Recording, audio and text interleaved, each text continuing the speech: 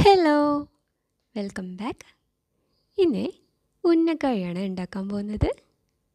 അപ്പം അത് എളുപ്പത്തിൽ എങ്ങനെ ഉണ്ടാക്കാമെന്നൊന്ന് നോക്കാം. ഇതിന് വേണ്ടിയിട്ട് അധികം പഴുക്കാത്ത 6 നേന്ത്രപ്പഴമാണ് എടുത്തിട്ടുള്ളത്. ഇനി ഇത് ഇതുപോലെ കട്ട് ചെയ്തെടുക്കണം.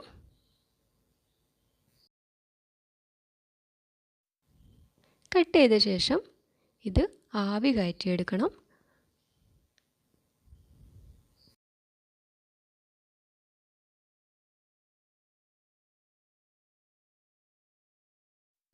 പഴം നന്നായിട്ട് വെന്ത് വരുമ്പോഴേക്കും നമുക്ക് ഉന്നക്കായ്ക്ക് വേണ്ട ഫില്ലിങ് റെഡിയാക്കി എടുക്കാം. ഇതിന് വേണ്ടിയിട്ട് ഒരു പാത്രത്തിലേക്ക് നെയ്യ് ചേർത്ത് കൊടുക്കുക. അതിലേക്ക് കാഷ്യൂ കിസ്മിസ് ഇട്ടിട്ട് വറുത്ത് കോരിയെടുക്കുക. ഇനി ഇതിലേക്ക് ചിരകിയ തേങ്ങ ചേർത്ത് കൊടുക്കുന്നുണ്ട്. ഇത് ആ നെയ്യിൽ കിടന്നിട്ട് നന്നായിട്ടൊന്ന് കുക്കായി വരണം. ആവശ്യമാണെങ്കിൽ കുറച്ചുകൂടെ നെയ്യ് ഒഴിച്ച് കൊടുക്കുക. പിന്നെ ഇതിലേക്ക് പഞ്ചസാരയാണ് ചേർത്ത് കൊടുക്കുന്നത്. തേങ്ങയുടെ പച്ചമണം ഒന്ന് മാറിയ ശേഷം 1/2 ടീസ്പൂൺ ഏലക്കാപ്പൊടിയും നേരത്തെ വറുത്ത് കോരി വെച്ച കാഷ്യൂ കിസ്മിസും കൂടെ ചേർത്ത് കൊടുക്കുന്നുണ്ട്. അപ്പോഴേക്കും പഴം ഇവിടെ കുക്കായി വന്നിട്ടുണ്ട്.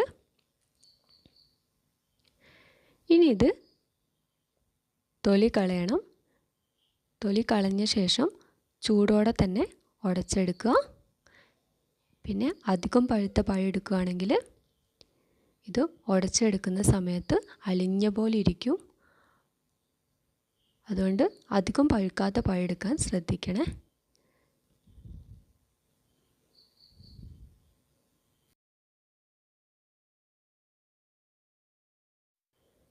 ഇനി ഇതുപോലെ നന്നായിട്ടൊന്ന് ഉടച്ചെടുക്കണം.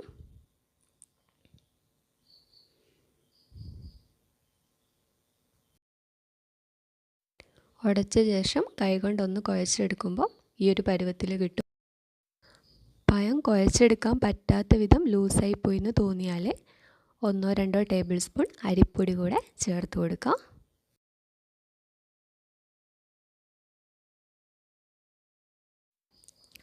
ഇനി പഴം ഈ ഒരു ഷേപ്പിലോട്ട് മാറ്റിയ ശേഷം നേരത്തെ റെഡിയാക്കി വെച്ച തേങ്ങാ ഫില്ലിങ് ഇതിലോട്ട് വെച്ച് കൊടുക്കാം. ഇനി ഇത് ഉന്നക്കായുടെ ഷേപ്പിലോട്ട് മാറ്റി കൊടുക്കാം.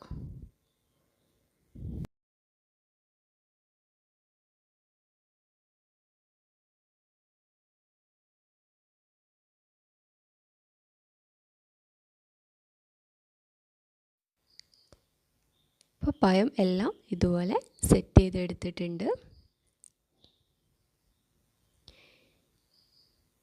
ഇനി ഇത് ചൂടായ എണ്ണയിലിട്ടിട്ട് ഫ്രൈ ചെയ്തെടുക്കാം.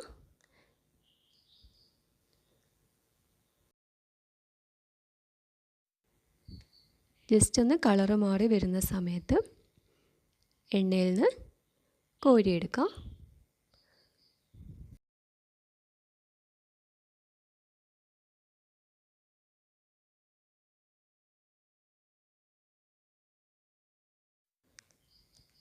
അപ്പോൾ ഇത്രയേ ഉള്ളൂ.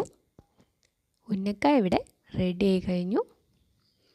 നല്ല ടേസ്റ്റി ആയിട്ടുള്ളൊരു സ്നാക്കാണിത്. വളരെ എളുപ്പത്തിൽ റെഡിയാക്കിയെടുക്കാം. ഇന്നത്തെ വീഡിയോ എല്ലാവർക്കും ഇഷ്ടമായെന്ന് കരുതുന്നു.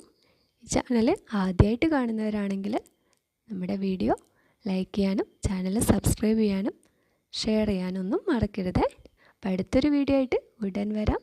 അതുവരെ ബൈ.